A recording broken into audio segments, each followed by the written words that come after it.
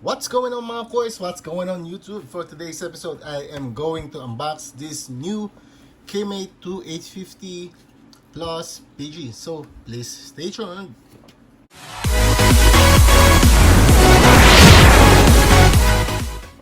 Welcome back YouTube. Welcome back mga boys. So I have this new clipper from Kemei.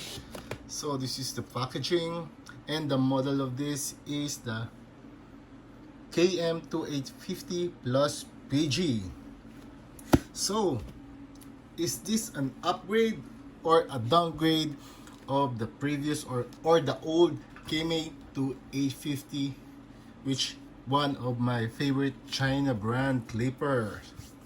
Comes with 2200 milliamp hour lithium ion battery, and you have the accessories here: guide combs, USB cable, of course without oil, brush, and the clipper itself. And at the back, so this features the lever, the carbon steel blade, the turn on switch, and the display. Again, this is rated 100 to 240 volts with 5 watts power and charging time of 3 hours and using time of 180 minutes. So this is the clipper. Okay, a clipper without blade cover. Oh my god, this is a very big con. How can you release a clipper without a blade cover? Oh my g. This is the clipper. Okay, same form, same power button, same taper blade. But take a look at this blade. This is the cutter blade. This one reminds me of the 50 caliber or Ergo Gamma or my Kipi Diavel cutter blade. So this is very thin. You have the lever here. Okay, this one is smooth. So you have the logo here, Kemei Professional, the model name, and the power button. So again, this is a one push button. So if you turn this on, just press once, then the display will lit up. Okay, so this is the display. So you can barely see here. You have the burden here, the RPM, the available time is 100%. Okay, so if you're going to charge this, there will be a yellow icon there for charging indicator, as charging indicator, and the red one is for oiling. So what is burden? So you have the burden and the meter there. There is a meter. So 1, 2, 3, and 2 red meter. So you have the burden graph here. So if the clipper is struggling, then you will see there's a burden on the clipper. So this is the purpose of this graph. So this is the run test of this clipper. This is definitely slower than the original KM or original Kemei 2850. So this is my old VGR. This is also known as Kemei 2850. This is the VGR 011. So don't get me wrong, this is just the same clipper as Kemei. So let me compare. The same in height. In comparison to the VGR or the Kemei 2850, it has a gunmetal lever. So this is the color of the lever.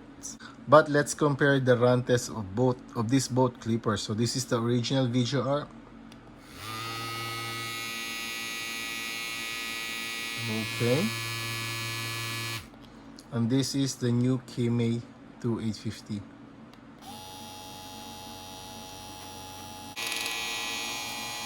So Kemei 2850 or the VGR 011 is still fastest clipper out in the market. So again, this is not an upgrade of the 2850. So they add a display feature here, but for me it's not an upgrade. What I'm looking for is the upgrade of this.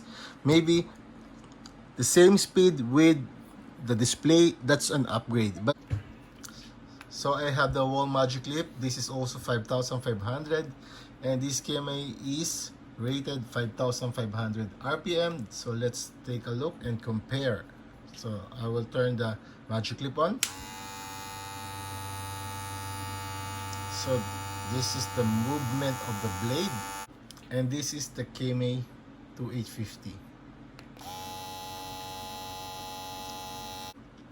So again, this is another crap from China. I don't like this clipper, but if you like this clipper, I have link provided on the description below. Just check the links. So this is the quick unboxing of this Kemei. So I'm not satisfied with this clipper. This is a very powerless clipper. So I'm going to try this clipper, then I will tell you what are my thoughts on this clipper.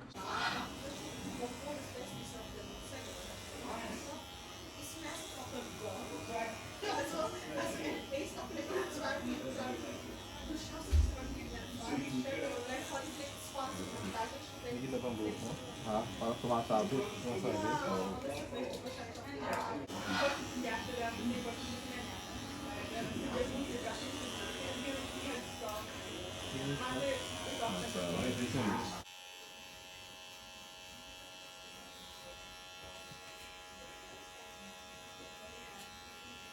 Halos lahat. Pero yung mga nabibili sa set ko, yung mga ano, iba yung ano.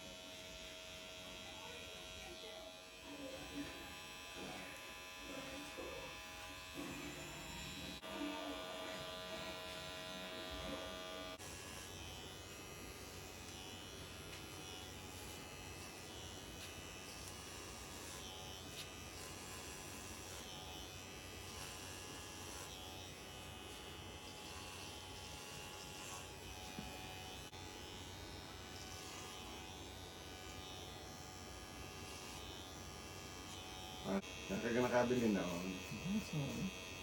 Titingin pala ako sa Wmark.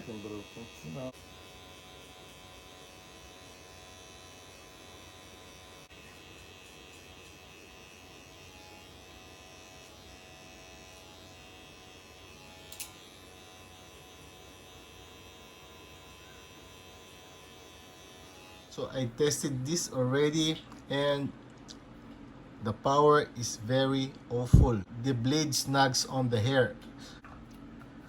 So this is the Kemei 2850 unboxing video.